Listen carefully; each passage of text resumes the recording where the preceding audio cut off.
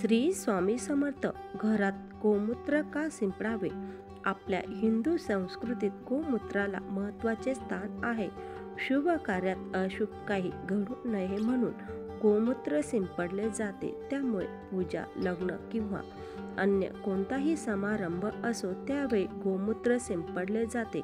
तर तुमच्या कुंडलीतील ग्रह दोष असल्यास किंवा वास्तुदोष असल्यास तुम्ही दर सोमवारी आणि शुक्रवारी थोडेसे गोमूत्र पूर्ण घरात शिंपडल्याने त्रास कमी होतो अशी धारणा आहे. सगळ्या परंपरांच्या मागे मनोवैज्ञानिक किंवा वैज्ञानिक कारणे आहेत आणि त्यांचा संबंध धर्माशीही आहे. घर परिवारातील समस्यांवर तोडगा काढण्यासाठी ऋषी मुनींनी गोमूत्र शिंपडण्याचा अचूक उपाय सांगितला आहे.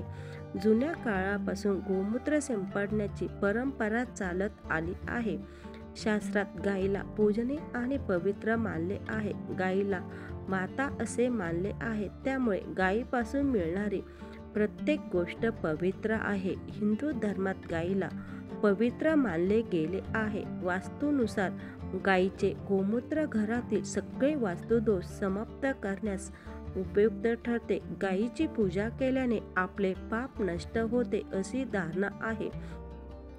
काही बाबतीत जर तुम्हाला त्रास होत असेल, घरातील सदस्यांमुळे मानसिक ताण आणि क्लेश सहन करावा लागत असेल तर त्यापासून मुक्त होण्यासाठी अनेक परंपरा आहेत.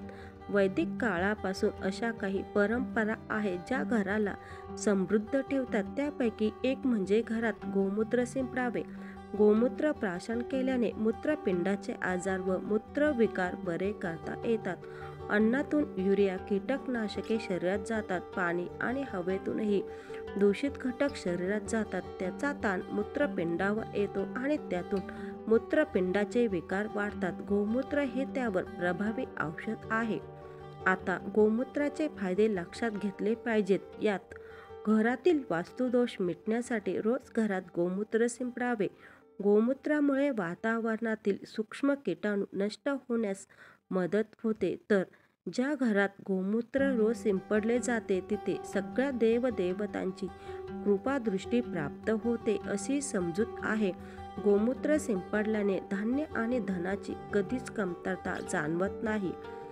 आजचा हा व्हिडिओ माहितीपूर्ण वाटल्यास व्हिडिओला लाईक आणि जास्तीत जास्त इतरांना शेअर करा आणि चॅनलला सबस्क्राईब करायला विसरू नका.